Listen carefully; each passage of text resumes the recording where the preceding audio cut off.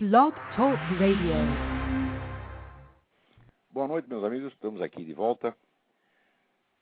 Eu creio que o assunto da semana é, evidentemente, o contraste entre a visita do Papa, né, levando milhões de brasileiros entusiasticamente às ruas, né, enquanto, dentro do Congresso Nacional, as pessoas estavam ocupadas com o problema da homofobia, achando que os homossexuais foram brutalmente ofendidos pelo fato de que um deles, que é o deputado Clodovil Hernandes, não aprova o movimento gay. Vocês veem que então a questão, de fato, não é do sujeito ser homossexual, não, né? É a questão de ele ser gay honorário, quer dizer, ser um gay politicamente correto, respeitável, isto é, um membro do movimento gay. Todos que não são ou que não concordam com eles entram naturalmente na classificação da homofobia, né? E teve até aquela discussão do deputado Clodovil Hernandes com a deputada Cida Diogo, na qual o Clodovil Hernandes disse para ela umas coisinhas que ela não gostou, e a mulher saiu chorando, dizendo que foi mortalmente ofendida, né, porque foi chamada de feia. Ora, esse negócio é feio assim, quando eu me lembro assim, era na escola primária, né? As menininhas, quando brigavam uma com a outra, chamavam de feia, né? Você é uma feia, e a outra saía chorando. E eu, vendo agora essa cena se reproduzir no Congresso Nacional, pergunto o que está acontecendo com os brasileiros. A mulher é chamada de feia e sai as lágrimas, né? Agora, se chamar então aquele negócio, quando a coisa engrossava muito, a menina chamava assim, boba, e a outra desmontava, desmantelava. Essa dona Cida Diogo, então, ela deve ter 3 anos de idade mental para reagir desta maneira. Na verdade, tudo isso é absolutamente fingido. A mulher não ficou ofendida coisa nenhuma, entendeu? Mas esse pessoal, todos eles são histriônicos. Agora, eu não tenho nem muito o que dizer aqui, porque eu recebi um texto maravilhoso da dona Glácia Rodrigues. Não, Glácia Domingues, perdão. Eu sou um fã da dona Glácia, ela escreve uns negócios maravilhosos. Ela escreve melhor do que qualquer desses panacas que escrevem na Folha de São Paulo, né? Ela devia ter uma coluna na Folha de São Paulo. Eu não resisto a ler aqui a crônica que ela escreveu. Chama-se Clodovil, a ética e o decoro parlamentar. Diz assim: o agora deputado Clodovil Hernandes, com o direito de ser chamado excelência, está à beira de um processo por ter agredido a ética e decoro parlamentares. Para quem não sabe, isso é quase um crime e pode condenar o culpado a um processo que pode levar à expulsão. A falta de decoro do deputado foi ter chamado de feia uma de suas colegas, que até o episódio nem se sabia que fazia parte daquele egrégio poder. Sei que a ofensa foi antecedida por uma declaração do deputado dizendo: hoje a maioria das mulheres trabalham deitadas e descansam em pé. Particularmente não me senti atingida, porque sei que não estou na lista mencionada. E com a irreverência que lhe é peculiar, o nobre deputado, cabe o título porque seus colegas não abrem mão dele, respondeu à ofendida que, sendo feia, nem para o que ele pensou serviria, para o que ela pensou serviria. Assisti a sua primeira fala na casa, quando o acusado fez calar todo o recinto, dizendo estar surpreso de que Alice falasse tanto de defesa da ética e do decoro, enquanto estava na tribuna, seus colegas falavam uns com os outros sem lhe prestar a menor atenção. Falou calmo, como costuma fazer quando quer acertar o alvo. Calou imediatamente seus pares. Ponto para o Clodô. Assisti também quando a excelência, tomando para si a fala do Clodovil, aos prantos aproximou-se da mesa da presidência, levando então o presidente a interromper a sessão. Fatos muito mais graves e importantes, realmente atentatórios à ética e ao decoro da casa, não causaram moça em nenhuma excelência. Se a deputada não se achava incluída na intempestiva afirmativa do colega, bastava continuar bocejando. Além da entrada do perturbador parlamentar naquela casa, o simples fato de ser eleito com uma invejável quantia de votos já havia muita excelência contra ele. Aqui cabe a pergunta: quando é que houve realmente ética e decoro naquela casa? E se houve em algum tempo, com o aparecimento dos mensalinhos, mensalões, caixa 2, sanguessugas e outra, ética e o decoro daquela casa, há muitos já foram para o ralo, para as pocilgas da nova ilha de Ea. Não aplauda a desnecessária e imprópria associação da excelência deputada federal escolhida pelo mesmo processo que escolhe as outras excelências seus colegas.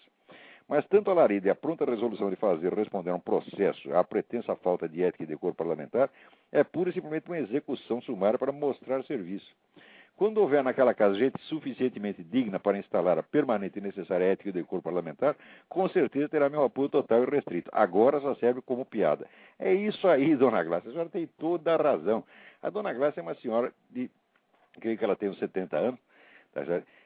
ela representa a mulher brasileira, não essa dona Cida Diogo. Vocês acham mesmo que é a mulher brasileira que trabalha, que é esforçada, que atura tudo quanto é sofrimento? Você acha que ela desaba e sai aos prantos quando é chamada de feia? Ora, vá pro diabo, dona Cida. Ora, porra. Né? O homem disse que a senhora é feia mesmo, é a coisa mais óbvia do mundo. Agora, sai esse deputado Luiz Sérgio, esse palhaço, tá certo? Assumindo as dores da mulher, como se ela tivesse sido agredida a tapas, como se tivesse dito para ela a coisa mais horrível do mundo. Quer dizer, ele vai lá dar um reforço a esse fingimento dela. Porque o Clodovil disse que ela não serviria para prostituta porque ela é feia. E isso é verdade. Agora, se o Luiz Sérgio acha que isso é ofensivo, que isso é mentiroso, então o que ele quer dizer? Ele quer dizer que ele, Luiz Sérgio, se entrasse num puteiro e tivesse 40 mulheres, tá certo? Ele escolheria a Cida Diogo. Então, se ele assinar um documento dizendo, olha, eu acho a Cida Diogo um tesão, e se estivesse num puteiro eu a escolheria, tá certo? Se ele assinar isso, eu acredito na manifestação dele. Se não, eu vou dizer que é hipocrisia, que você está mentindo, Luiz Sérgio. Você está mentindo. Você sabe que não houve ofensa grave nenhuma. Outra coisa, também disse que vai processar o Clodovil porque chamou os deputados de canalha. Então processa a mim também, porque para mim vocês são todos canalhas. Você quer a prova? Quer a prova de que essa casa, essa merda deste parlamento, só tem canalha? Eu vou lhe dar a prova.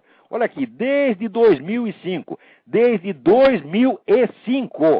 se sabe, tá certo? O juiz federal Odilon de Oliveira, de Ponta Porã, descobriu provas cabais de que os guerrilheiros das Forças Armadas Revolucionárias da Colômbia, FARC, treinam os bandidos ligados ao primeiro comando da capital, PCC, e ao Comando Vermelho para sequestros.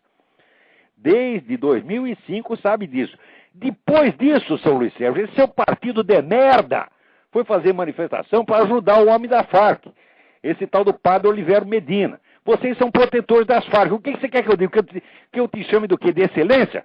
Ora, excelente pode ser o seu cargo. O que está dentro dele é merda. Tá certo? Todos os deputados e senadores desse partido, tá certo? Que puxa saco de narcotraficantes, que tem acordo assinado com as Farc no Foro de São Paulo, são todos canalhas mesmo. Tá ouvindo bem, seu Luiz Sérgio? Eu vou pegar a gravação desse programa e mandar para o seu escritório. Tá certo? Se o senhor quiser me processar, me processe. Se algum dia acontecer de eu ir para a cadeia por ter dito essas coisas, eu vou com prazer, porque na cadeia a gente se sente mais seguro do que perto da companhia de gente como vocês. Se entrar no Congresso Nacional, cuidado com a sua carteira, você está entendendo? Porque, de fato, quer dizer, um poder que assiste tudo isto, vê que o Brasil hoje tem 50 mil homicídios por ano, a maior parte causada por negócio de narcotráfico. Vê que o Fernandinho Beiramar confessando como ele trazia armas do Líbano para trocar por cocaína das Farc e distribuir anualmente 200 toneladas de cocaína no mercado brasileiro. Depois disso, vocês ainda vão proteger o Olivério Medina, tá certo? E vai o seu Luiz Inácio Lula da Silva assinar acordo com o Farc. Ora, porra! E não quer ser chamado de canalha, quer chamado do quê? Né? Quer dizer, canalha é pouco. Canalha é pouco para o partido que faz isso. Vocês são bandidos mesmo. Vocês são gente sem nenhum sentimento de honra, tá certo? O que vocês têm é o seguinte, vocês têm aquela vaidade imensa que acha que o bem são vocês. Vocês são a definição do bem. Isso é, o que favorece a vocês é o bem, e o que é contra vocês é o mal. Quer dizer, vocês se colocam no centro e no topo da realidade, vocês acham que vocês são Deus e que vocês são a medida de todas as coisas. Vocês são a medida do bem como são a medida do mal. Portanto, para vocês não existe o bem objetivo e o mal objetivo. Vocês não têm satisfações a prestar ao bem e ao mal objetivo. Portanto, também não têm satisfações a prestar às leis. Vocês são a lei. Tá certo? E a prova disso é essa sua atitude perante esse negócio da dona Cida Diogo. A mulher que sai chorando, porque foi uma mulher adulta que sai chorando porque foi chamada de feia, tá certo? Precisa de um psiquiatra, evidentemente. Tá certo? E o sujeito que leva a sério isso aí, ainda vai defender a mulher, é um palhaço, é um ator, você é um ator, Luiz Sérgio. Você não é sincero nisso de maneira alguma. Você sabe, primeiro, você sabe que a mulher é feia mesmo. Segundo, você sabe que chamar de feia não é nenhuma ofensa mortal.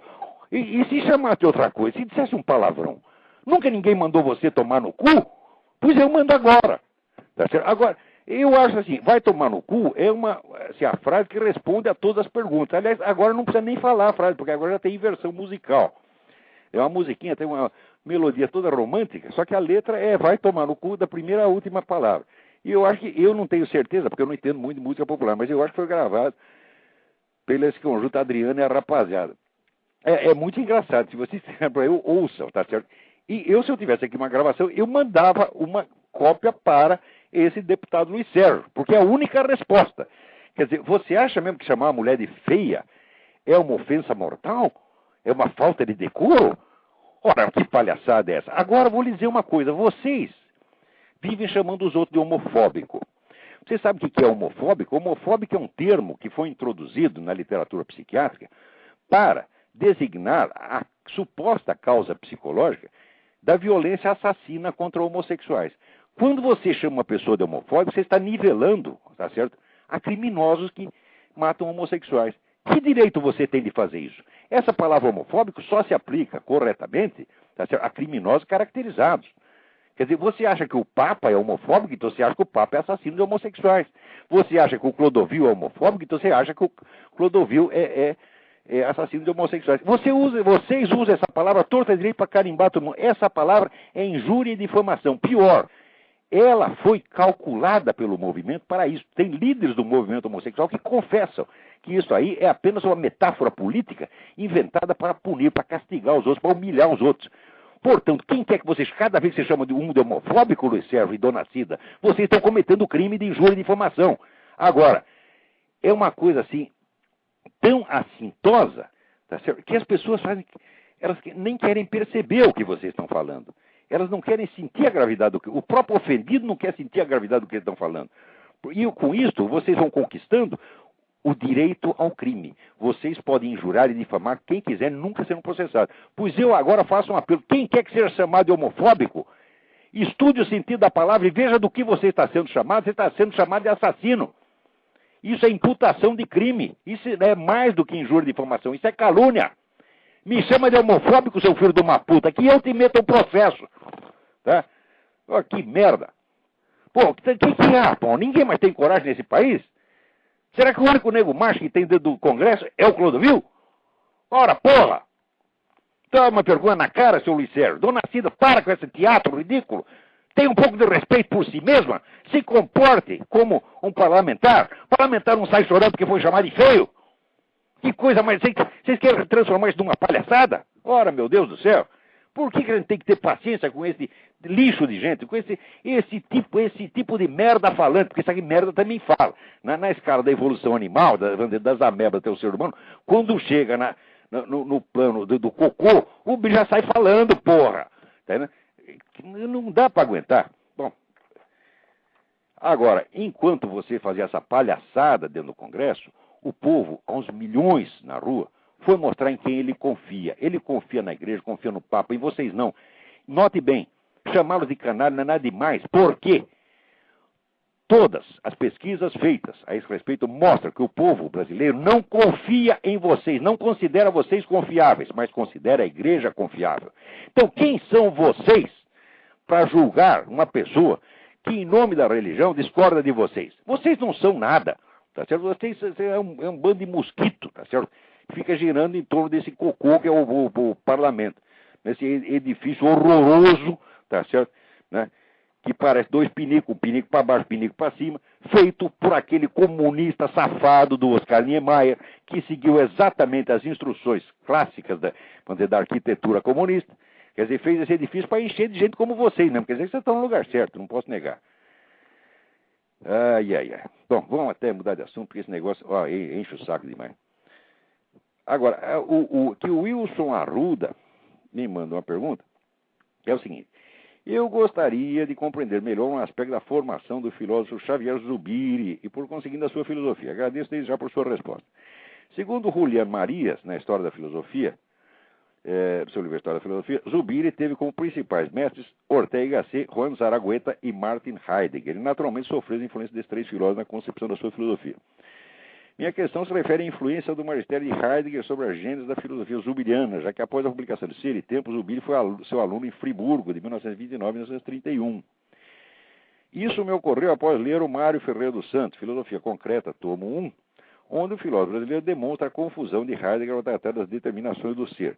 Confusão ocasionada pela incapacidade de fazer certas distinções que ele poderia ter feito se tivesse estudado os escolásticos devidamente, pois esse já tinha estabelecido tais distinções séculos antes. Ora, se Heidegger não conheceu os escolásticos tanto quanto deveria, ficando, por isso, sem o domínio do status questiones, a ponto de fazer aquela confusão, e sendo ser e tempo sua obra principal, haverá, contudo, algum aspecto da filosofia de Zubiri que possa ser considerado como resultante da influência do pensamento de Heidegger? Muito bem, a resposta é que naquilo que Zubiri publicou em vida, porque Zubiri já publicou um livro, na verdade, que foi Naturaleza, História de Deus, Natureza, História de Deus. Nesse livro você ainda vê a marca, assim, vagamente heideggeriana, mas acontece que depois teve o negócio do regime franquista. O regime franquista não gostava daquele pessoal da Universidade de Madrid, mandou todo mundo para casa. Uns foram para o exílio, né,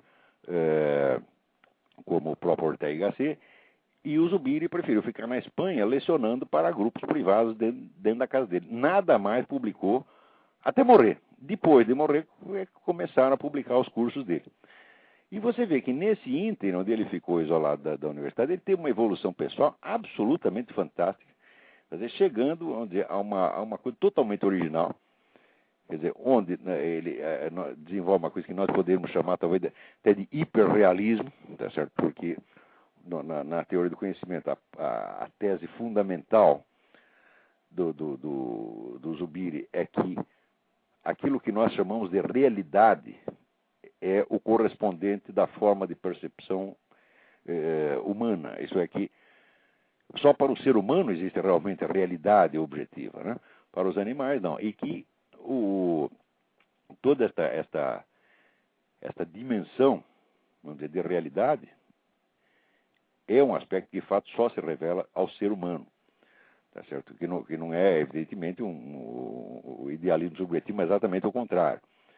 Ele diz que já existe, essa dimensão de realidade já existe para o ser humano, mesmo na percepção sensível. Partindo então, dessa base epistemológica, o Zubiri vai, de certo modo, levar o realismo filosófico às últimas consequências. Então, isso ainda é tão diferente de Heidegger que não tem nem mesmo como fazer uma comparação. Mas o primeiro livro dele, que é curiosamente o livro mais conhecido, que é Naturaleza, História de Deus, ainda existe uma marca de Heidegger, mas esqueça isso porque o Zubiri, a forma final do Zubiri não tem nada a ver com isso. Espera aí, tem alguém na linha aí, vamos lá. Alô, Olavo? Eu? Oi. Aqui é Zé Roberto, eu sou estudante de Direito no Rio. Oi, tudo bem? Tudo bom. É o seguinte, em primeiro lugar, assim, parabéns pela iniciativa, assim, é muito bom ouvir uma opinião diferente daquilo que a gente sempre ouve, né? Obrigadão. E é o seguinte, na verdade, você tem falado ultimamente da questão das pessoas que se arrogam da autoridade científica e muitas vezes começam a falar de coisas que não sabem do que estão falando. E eu estava estudando um livro de direito ambiental e eu vi um exemplo assim tão claro disso, tão chocante, que eu estava querendo falar para você pudesse comentar a respeito, alguma coisa ligada a isso. Olha, eu não estou muito atualizado com o direito ambiental. Eu conheço a coisa do... Não, mas é chocante. Você não precisa estar atualizado. Então, eu posso ler o trecho? Pode, leia. Tá, olha só. A transformação da mentalidade da subjugação da natureza ao ser humano e da existência de contradição entre humanidade e natureza ainda não foi totalmente superada. Entretanto, as raízes da compreensão de que a raça humana é parte integrante da natureza podem ser encontradas nos primórdios da era moderna. Em grande parte são decorrentes de descobertas científicas que foram os primeiros abalos significativos. Ele quer dizer que os antigos não sabiam que o homem é parte da natureza? Oi? Ele quer dizer que os antigos não sabiam. Aristóteles não sabia disso, Platão não sabia disso. Porra! Aí ele continua. Precisa ter saco, viu? Precisa mesmo. Um cara desse, por que está fazendo na casa? Tem que ser tirado de lá a pontapé. Pontapé bem no meio do cu. É o que o sujeito merece. Mas você não sabe ainda a pior parte. Então continua lendo, vamos ver se eu aguento. Eu tô passando mal. Dos grandes devagar aí, estou ficando traumatizado. Sabemos que o descobrimento dos grandes macacos na África e no Sudeste Asiático significaram uma grande perturbação ao pensamento europeu. O quê?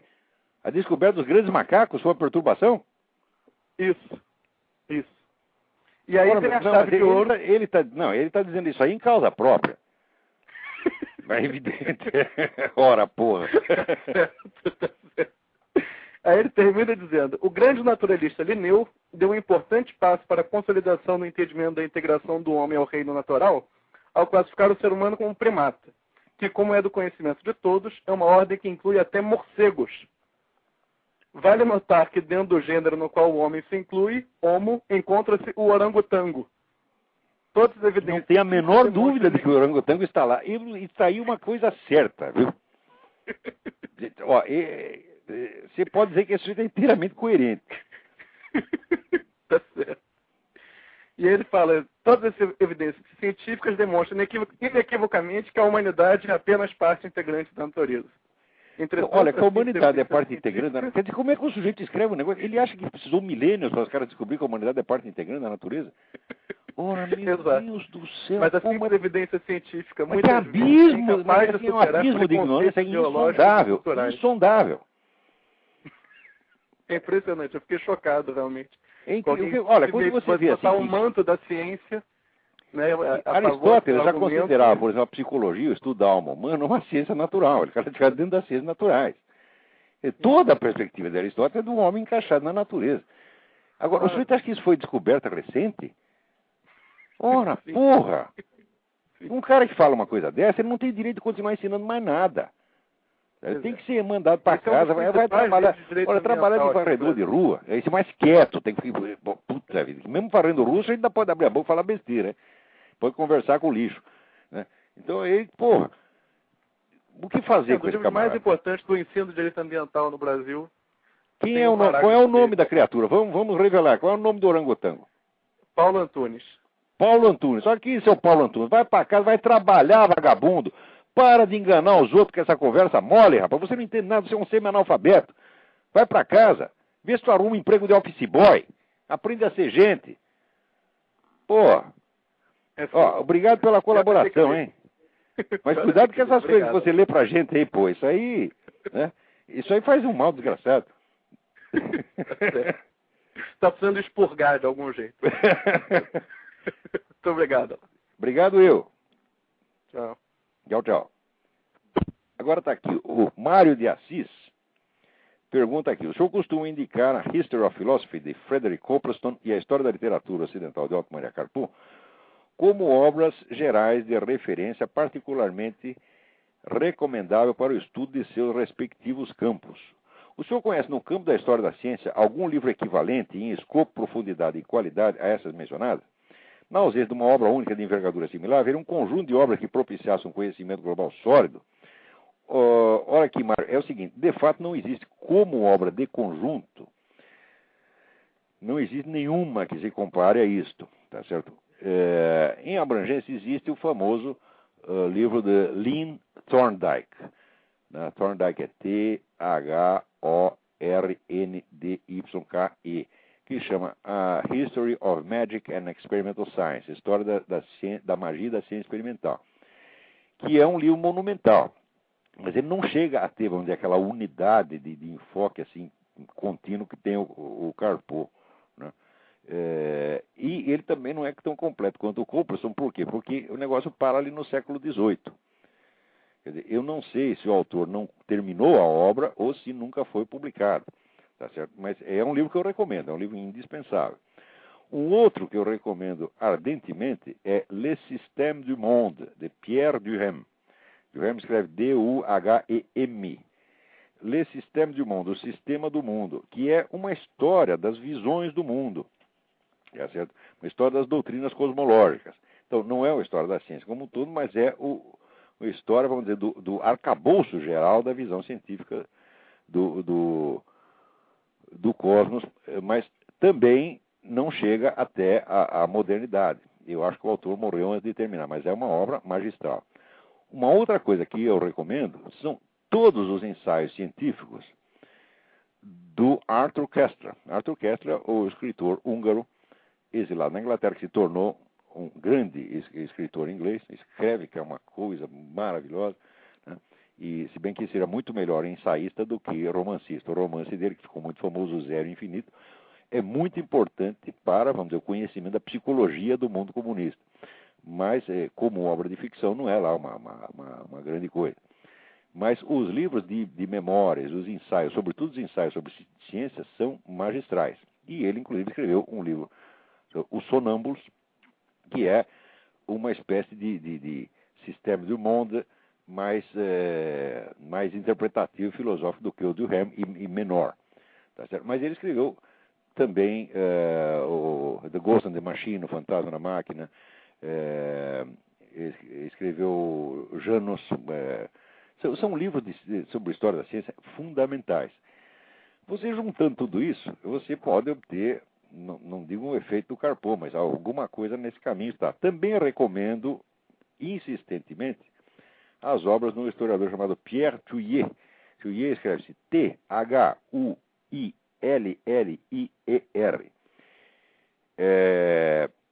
Ele escreveu um livro que se chama D'Archimedes a Einstein, de Arquimedes a Einstein, tá certo? Que é uma história das anomalias que acompanham o desenvolvimento da ciência. Você, né, hoje em dia as pessoas têm uma noção muito fetichista do que é ciência. Imagino que, por um lado, existe misticismo e fundamentalismo, etc. Por outro lado, existe um negócio chamado ciência. Isso é uma estupidez.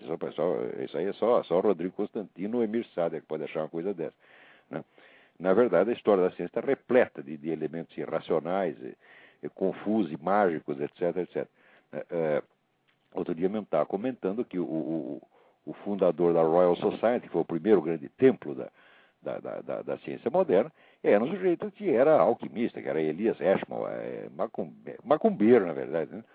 E toda a história da ciência está repleta disso. E as pessoas não gostam de mostrar isso em público, elas gostam de dar a ideia de que existe aqui um negócio inteiramente racional chamado ciência, tudo bonitinho, limpinho, tá certo? E que não tem nada a ver com a parte mística, esotérica, etc. Isso é mais místico e esotérico ainda, porque isso é empulhação, isso é mentira mesmo. Né? Então, os livros do Pierre Thuillier são muito interessantes. Esse d'Archimedes a Einstein é interessante, e Le Retour des Sorcières, O Retorno das Feiticeiras, também é um livro menor, mas muito interessante. E eu acho que com esse aí você pode mais ou menos compor, tá certo? E se você gosta da área, pense você mesmo em escrever isso. Vai levar uns 20, 30 anos, mas é um objetivo de vida maravilhoso, né? Quanta coisa a gente não acaba fazendo porque não existe, né? Não tinha antes. Não tinha antes, você mesmo acaba fazendo, tá certo? Esse meu livro que eu escrevi, O Jardim das Aflições, eu escrevi esse livro porque eu estava procurando um livro que respondesse aquelas perguntas. Daí, 20 anos procurando uma resposta, no fim falei, olha, já que ninguém fez, faço eu mesmo, tá certo? Então, não se preocupe assim, será que eu tenho capacidade? Então, ninguém precisa provar que tem capacidade para fazer aquilo que já fez. Depois de feito, você vê, né? Então, fica aí a sugestão, Mário de Assis. Obrigado pela sua mensagem aqui. Agora, tem um artigo aqui do doutor Emir Sader, né? Eu nem sei se eu comento, eu já falei tanto do Emir Sader, eu já xinguei tudo quanto é nome, tá certo? E não adianta, né? Ele é inabalável, né? Então, ele diz aqui: agora que o Papa se foi, é boa hora para nos perguntarmos de novo o que significa ser religioso. Olha, ele consegue, às vezes, ser tão sublime quanto o Frei Beto, né? Daí, mais adiante, ele diz o seguinte: necessitado de transcendência, prestem atenção, necessitado de transcendência, o homem cria e recria a religião e seus deuses, seres perfeitos e imortais, referência de valores, extraindo isso de si mesmo, para depois inverter a relação e passar de criador a criatura, tornando-se dependente e alienado. Esse é o mecanismo pelo qual o humanismo explica a religião. O homem livre, emancipado, quer dizer, ele próprio, não precisa de deuses, de religião, de fetiches. Ele sabe que a história é feita pelos homens conscientes, desalienados por meio do seu trabalho, né? O Emir Sader escreve isso e ele olha no espelho e tem um orgasmo. Eu sou livre, eu sou desalienado, eu sou maravilhoso. Mas quanta palhaçada, cada tipo histriônico que tem. Em primeiro lugar, porque o homem necessitado de transcendência, ele cria e recria a religião. Agora, depois que ele fica livre e emancipado, o que quer dizer? Ele não tem mais necessidade de transcendência. O que significa transcendência? Transcendência significa aquilo que está para além do seu círculo de experiência, pelo menos do círculo de experiência habitual, tá certo? Isso quer dizer que, primeiro, quando você é um ser escravo, você necessita de transcendência, você necessita pensar em algo que está para além do seu círculo de experiência. Depois, quando você está livre, aí você não tem mais transcendência, você fica só dentro do seu círculo de experiência habitual e acha que aquilo é tudo que existe. E, porra, mas isso é inversão total. Quer dizer, quando liberta o seu espírito, em vez de você olhar para mais longe, você só fica olhando para mais perto. Porra, Emir Sader, caralho, pensa um pouco no que você está escrevendo, né? Vê se aprende a ler pelo menos essa merda que você mesmo escreve. Como é possível? Né? Daí você diz, um religioso imputa a Deus o que é produto da ação dos homens. Claro, quem é que não sabe que o autor do Big Bang foi o Emir Sader em pessoa? Depois a coisa que inventaram que foi um tal de Deus. Você está entendendo? Nós sabemos que foi o Emir Sader. Ele fala, Fiat Lux, pá, apareceu tudo. O cosmos inteiro. Todo mundo sabe que se não for o Emir Sader, foi algum parente dele. Agora, depois vieram os charlatães e disseram, não foi nenhum ser humano, foi Deus. Ora, porra. Né? Quanto a ideia de que, quer dizer, nem todos acreditam que foi o homem que criou o cosmos, né? Isso aí, você pode fundar uma nova religião, né? Que eu saiba, é a primeira vez, porque esse negócio de que o homem projeta suas próprias forças, né, em Deus, isso foi inventado por um cara chamado Ludwig Feuerbach no meio do século XIX. Mas o Feuerbach era muito mais sutil do que isso. O Feuerbach jamais disse que o homem criou o cosmos, né? Que o homem atribui as suas próprias criações a Deus. Isso é o entendimento que esta besta quadrada do Emir Sader teve, pô. Quer dizer, mas o Emir Sader, ninguém o segura. Eu tinha um filho meu, quando era pequeno, ele ficava bravo que ele queria bater alguém, ele falava assim, agora ninguém me dete. Então, o Emir Sader ninguém dete, vocês estão entendendo? Ele, quando quer falar essas coisas, ninguém segura o homem. Ele acabou de escrever aqui que o ser humano criou o cosmos. Pô, né? E ele escreve isso, e depois ele vai dormir sossegado, tá entendendo? E não tem uma pessoa que leia isso, porque a pessoa que eu saiba, a única pessoa que leu o Emir Sader sou eu. Né? É por isso que ninguém reclama, não há quem reclamar, né? Ai, ai, ai. Vamos lá. Ah, olha aqui, isso aqui é importante. Foi um recado enviado através da comunidade Orkut por um cidadão que se acima Dr. Manhattan. Olha aqui, presta atenção. Oi, Olavo, tive acesso ao documentário The Great Global Warming Swindle, a grande trapaça do aquecimento global, e encarei a tarefa de legendá-lo. Mas somente depois de começar com ela que descobri a trabalheira que vai ser horas de trabalho para apenas alguns minutos de resultados. Por acaso você tem alguma versão traduzida ou sabe onde eu poderia conseguir a legenda? Quer dizer, ele se dispõe a legendar, mas ele precisa ter uma tradução para fazer isso. Porque você vai fazer as duas coisas, primeiro traduzir tudo, para depois fazer passar para a legenda, pô, aí não dá também. Daí ele diz aqui, preciso exibir o filme em sala de aula, matéria de direito ambiental, em resposta à aula da viciada professora, que foi exibido o An Inconvenient Truth, do Al Gore.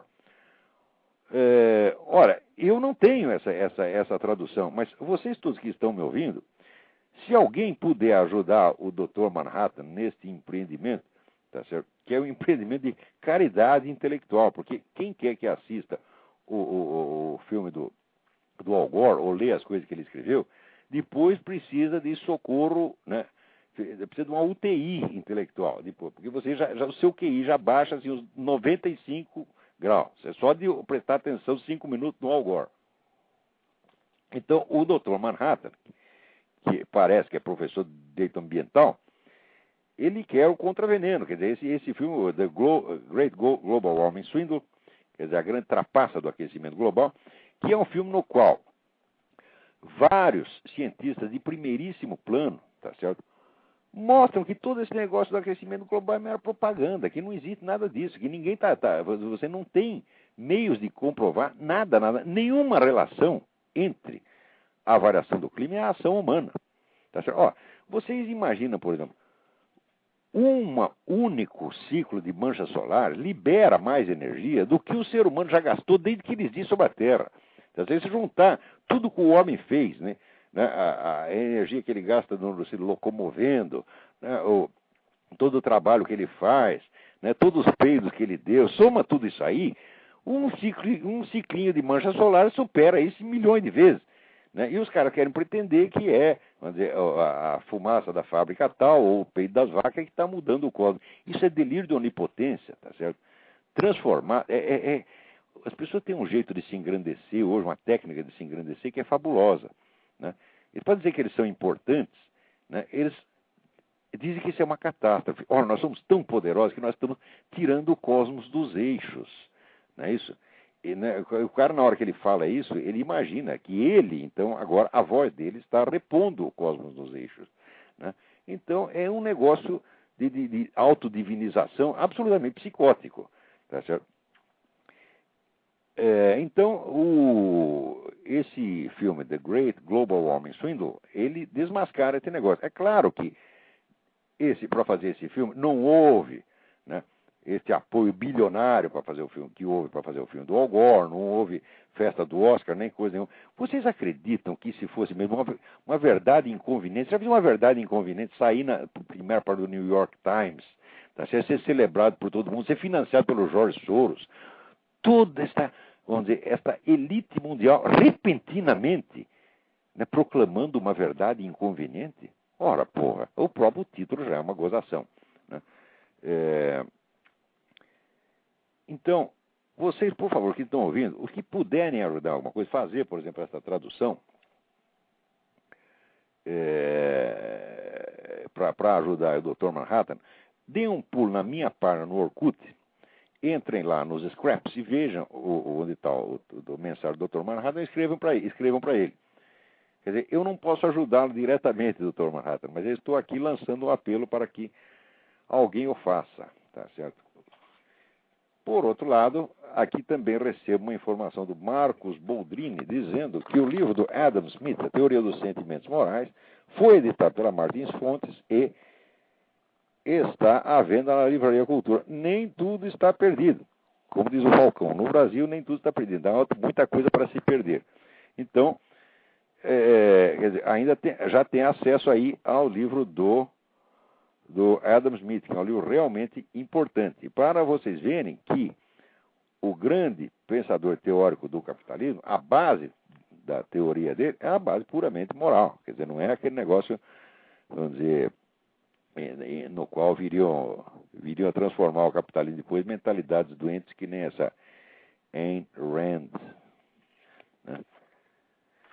Vamos ver aqui. Tem alguém me perguntando um negócio de... Peraí. Aqui, está aqui o Marcos. Eu não sei se é o mesmo Marcos Baldini, mas é um Marcos com U. Professor Olavo, seu programa Trollspeak é sensacional. Eu sou professor e gostaria, se o senhor me permitir, passar algumas das suas aulas sobre Aristóteles para os meus alunos no curso de Ciência Política. Posso fazer isso? Mas é claro que pode, Marcos. É um prazer. Né? Daí dizer, claro que vou sofrer reflexões dos meus colegas acadêmicos. Mas, sabendo a verdade, estou pouco me lixando para aqueles idiotas. Quem está do lado de Jesus Cristo e assim busca a verdade não pode sequer aceitar qualquer tipo de represália por parte desses falsários e mentirosos da Universidade Brasileira. É isso aí, Marcos. E tem a resposta universal. Sabe, quatro palavras. Vai tomar no cu. Mas fala isso, mas responde, diga isso na primeira. O sujeito começou, disse, mas vai tomar no cu. Tá certo? Para mostrar que você não está disposto a fingir. Tá? O que ele está dizendo é uma objeção respeitável. Existem objeções respeitáveis, mas esse pessoal não. Eles estão acostumados a trapacear, a mentir o tempo todo e quer que nós os tratemos com respeito, que nem essa dona Cida Diogo. Vai lá, caimba, todo mundo é homofóbico. Daí o sujeito diz, você é feia. Não pode, foi mortalmente ofendido. Né? Quer dizer, eles podem chamar os outros de coisa horrível. Chamar uma pessoa de homofóbica é dizer que ele é um desses assassinos, aliás, em geral também homossexuais, tá certo? Que vão catar travesti na rua para matar. Quer dizer, vai lá, come travesti, ou é comido por ele, e depois mata. Tá certo? Quando você é chamado de homofóbico, você está sendo nivelado a isso, porque o termo foi criado para designar isto. Então, eles podem chamar todo mundo disto, e você não pode chamar de feio. Você não pode chamar de feio, não pode chamar de viado, não pode chamar de filho da puta, não pode chamar de nada. Ora, porra! Quer dizer, agora, isso acontece, sabe por quê, Marcos? Eu vou dizer por que o pessoal não reage. Tá certo? Porque se você for num tribunal e diz, olha, Um chamou o outro de homofóbico, e o outro respondeu que você é feio. Você vai ver qual foi que realmente cometeu injúria. Injúria, calúnia e difamação. Difamação por quê? O termo homofóbico foi cunhado, foi inventado para fins de rotulagem pejorativa. É um termo que não tem como ser usado de maneira neutra. Ele só tem sentido pejorativo, sempre pejorativo e na base da atribuição de crime. Quer dizer, quer dar uma conotação criminosa à mera ideia. Quer dizer, você tem uma opinião, você não gosta do movimento gay, então você automaticamente já está nivelado aos assassinos homossexuais. Ora, e se as pessoas aceitam isso e não processam o filho da puta que faz uma coisa dessa, o que acontece? O filho da puta acaba processando ela. Ele não me processa. É o negócio, é o blefe. Entendeu? Primeiro o cara chama de homofóbico para ver se você reage. Você não reage, daí ele diz, então você é homofóbico mesmo, você é criminoso mesmo, agora tu vai pra cadeia. Você está entendendo como é que funciona isso? Então é muito bem. Então quando os caras vierem com conversa mole, eu já sei de gente que foi perseguida na universidade por citar o meu nome. Tá certo? Só que as pessoas erram também, porque com em seguida, quando vem a perseguição, elas não reagem. Se você disser, o senhor vai me dar 0 porque eu citei o nome do Olavo de Carvalho, embora tudo na minha prova estivesse certinho, o senhor vai fazer isso? Pois eu vou processar o senhor, seu filho da puta. Você vai ter que responder na justiça pelo que você fez. Se o aluno fizer isso, o professor, tá certo? Vai chamar ele de senhor doutor, tá certo? Vai se prosternar diante dele e nunca mais vai encher o saco. Agora, se você se deixa inibir, se deixa intimidar, você está ferrado. Essa que é a verdade. Eu já vi que você não é de se deixar intimidar, você vai em frente. É assim mesmo que se faz.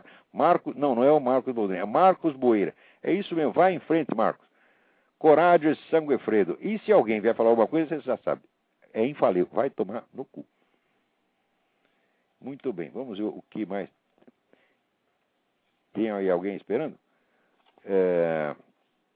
Aqui, o Cristiano Pereira de Farias pergunta, eu gostaria de saber se vale a pena comprar qualquer edição da história da literatura ocidental, do Carpo. Ora, só existem, na verdade, 2 edições. Existe a primeira, que foi lançada pelas edições O Cruzeiro, e depois existe uma outra versão que foi revista e atualizada pelo próprio Carpo, pela editora Alhambra, que é uma editora que também não existe mais. É claro que a segunda é mais completa, tá certo? do que a primeira. Quer dizer, o Carpo acrescentou, não fez mudança substancial, mas acrescentou coisas, né? Por exemplo, autores que ele não tinha colocado na primeira, não couberam na primeira, o que o Carpo não tinha lido na ocasião, ele acrescentou depois, né? Mas o fato é o seguinte, esse livro é tão raro, mas tão raro, que qualquer das 2 edições que você achar, você pegue logo. Tá certo? Mas, por exemplo, é difícil de achar. Por exemplo, eu tenho a primeira edição inteira, que eu comprei quando era bem jovem, né? Esse foi um dos primeiros livros que eu li na minha vida. E levou um tempão, acho que uns 2 anos, para eu conseguir completar a série. Achava um volume aqui, outro ali. Já estava em sebo naquela época, né? 1900 antigamente. Né? Porque eu já sou um cidadão de idade provecta. Não é isso? Então, naquele tempo que eu era jovem, não, peraí, minha mulher está pegando o livro. Não precisa pegar não, está tudo bem.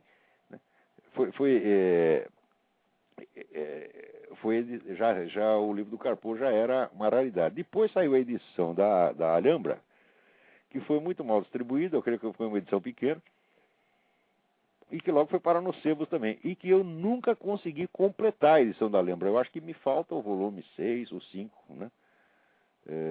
Um deles me falta. Então, qualquer um do que você achar, você pegue enquanto é tempo, tá certo? Não vai fazer muita diferença, não. Agora, se puder ter as 2, né? Eu guardo as 2 aqui, embora tenha a da Alhambra quase completa, eu conservo a primeira, não só por causa da parte faltando, mas porque é um documento histórico, né? Esse livro eu devia botar aqui esse e o do Mário Ferreira, né? Botar numa redoma aqui, com uma placa comemorativa, tá? Porque esses livros, os livros do Otto Maria Carpo, o livro do Miguel Real, o livro do Gilberto Freire, o livro do Mário Ferreira, sobretudo do Mário Ferreira, esses livros justificam a existência do Brasil. Quando ninguém mais lembrar onde fica o Brasil, aí que vão descobrir o Mário Ferreira, tá certo? E o Otto Maria Carpo também, o que escreveu Mauro Gama, que essa é a melhor história da literatura já escrita em qualquer língua no mundo, isto é a pura verdade. Quer dizer, o Carpo, como historiador de literatura, era um gênio assombroso. Ainda tem gente que torce o nariz. Né? Porque no Brasil é assim, que todo mundo pega o sujeito que tem grandeza, tá certo? Eles gostam sempre de diminuir. Você pega a mediocridade, né? No caso medíocre você se sente bem. Se o cara está abaixo de medíocre, que nem o Dr. Emir Sader, aí o pessoal respeita, tá certo? Se é uma besta quadrada, que nem o Frei Beto, aí merece até estátua e praça pública. Agora, quando aparece alguém que tem verdadeira grandeza, o que eles querem fazer? Querem matar. Você está entendendo? Para um cara como o Heitor Villa-Lobos só sobreviveu porque ele foi trabalhar no exterior. Gilberto Freire, mesmíssima coisa, entendeu? O Miguel Reale é muito mais lido na Itália e em Portugal do que no Brasil. Tá certo? No Brasil tem gente que fala Miguel Reale e torce o nariz. Né? E o Mário Ferreira, então, ninguém nem torce o nariz porque nunca ouviu falar. E tem mais, eu não conheço em toda a universidade brasileira, entre os professores da universidade, professor de filosofia no Brasil, o único que tenha sequer a capacidade de ler o que o Mário falou e de saber do que ele está falando. Porque a referência do Mário, vamos dizer, é toda a filosofia da antiguidade até hoje, sobretudo passando pela escolástica e pelos autores mais raros da escolástica, que são os escolásticos portugueses e espanhóis. Ele leu tudo isso, tudo que tinha na filosofia. Como é que eu sei que ele leu? Porque ele tinha edições xerocadas disso aí, que não havia nem como ter acesso ao texto, não havia nem edição.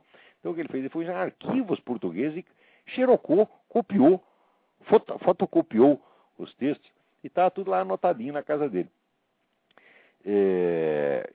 E você, sem uma referência sólida de filosofia escolástica, você não entende o Mário. O Mário é uma coisa para... Não é para você começar seus estudos por ele, é para terminar. Entendeu? Eu estou cada vez mais, quer dizer, o meu contato com o Mário vem data de quando? De 1900, uns 80, 84, por aí, né? Eu me lembro até quando uma aluna minha, que jamais leu o Mário, né? Apareceu lá com um monte de livros. Olha, a filha desse senhor aqui me deu os livros dele, né? Eram umas edições horrorosas. Eu peguei aquilo na mão, no começo não acreditei que os livros bons pudessem ser tão mal editados, mas depois quando eu comecei a ler, eu falei, pô, esse camarada ele é completamente louco, ele é o maior filósofo do universo. E era mesmo, cada vez eu me convenço mais que o louco era eu. Esse é um grande filósofo. Agora, as pessoas não sabem o que é um grande filósofo, porque elas não sabem nem o que é um filósofo.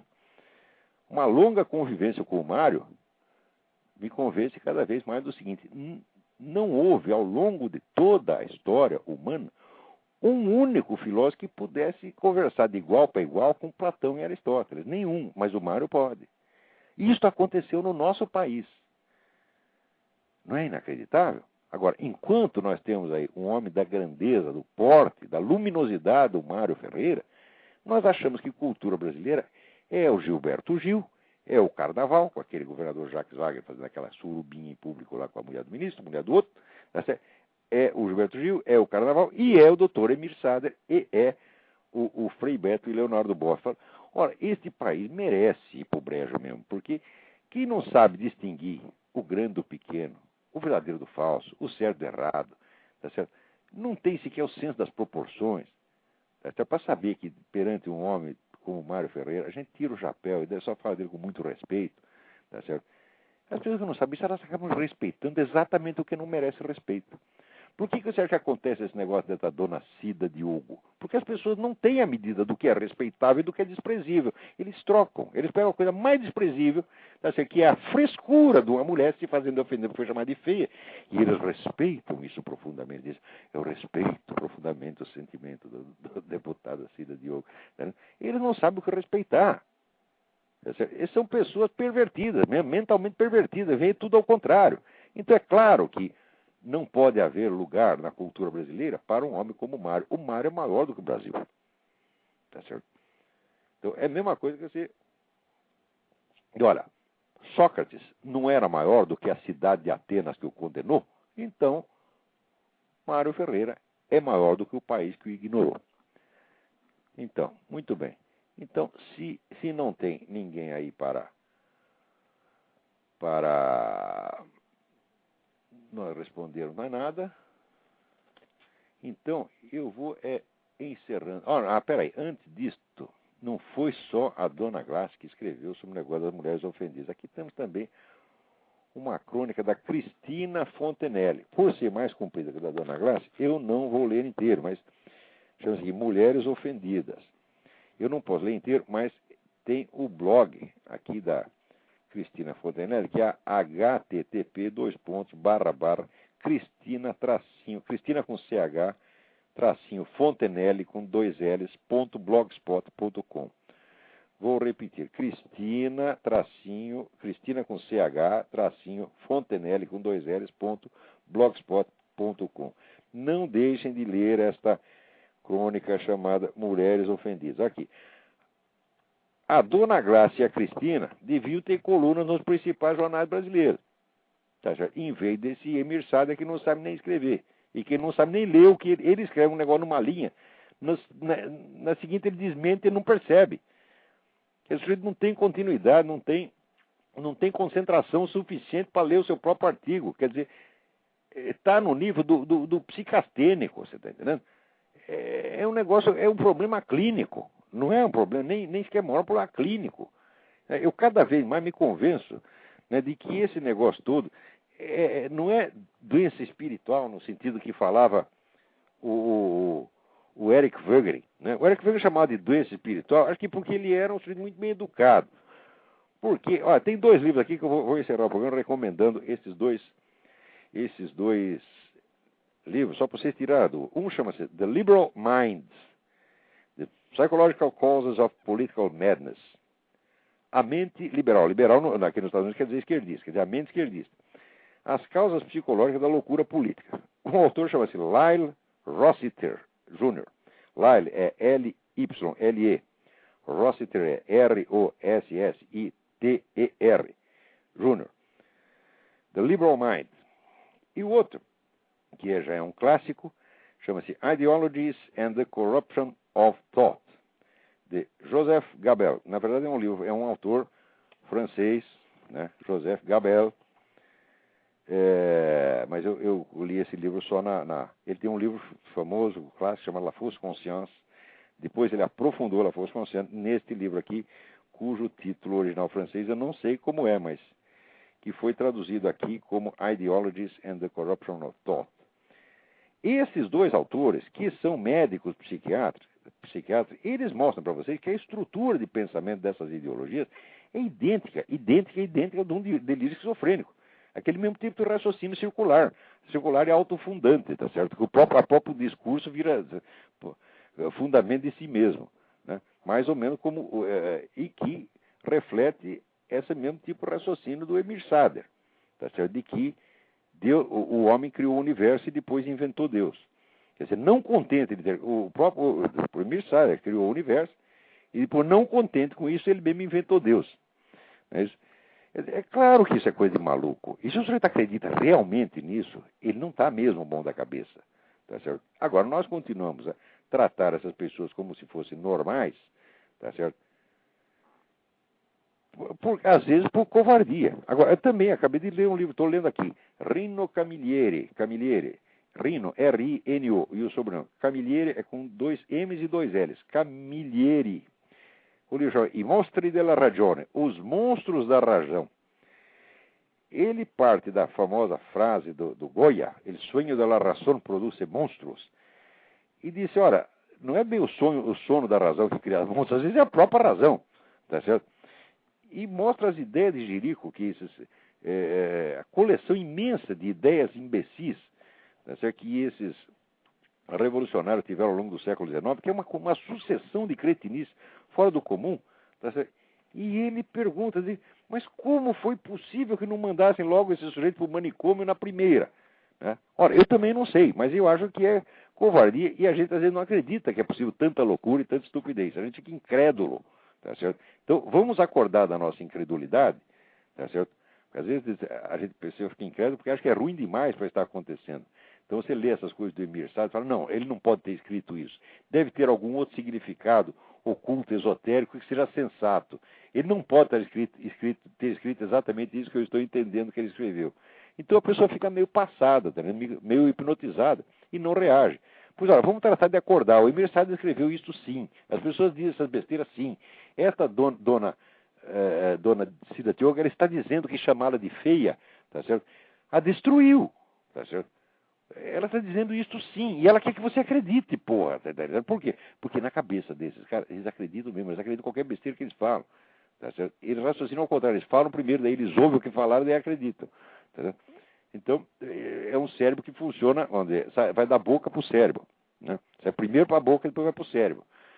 Então, é claro que esse pessoal não é normal, é claro que esse pessoal é tudo doido, porra. E não se pode falar só em doença da inteligência, doença do espírito. Não, eu acho que é doença mental no sentido clínico estrito. Eu acho que o Joseph Gabel e o Lyle Rossiter, eles têm razão. A tese deles, olha, eu no começo não queria aceitar também, porque é ruim demais para ser verdade, mas eu estou acabando por admitir isto. Muito bem, feito isso, acabou aqui o nosso tempo. Muito obrigado a todos. E, olha, não se esqueça, quem quer que tenha ficado ofendido com as palavras do Clodovil ou com as minhas, não se esqueça da seguinte recomendação: vai tomar no cu.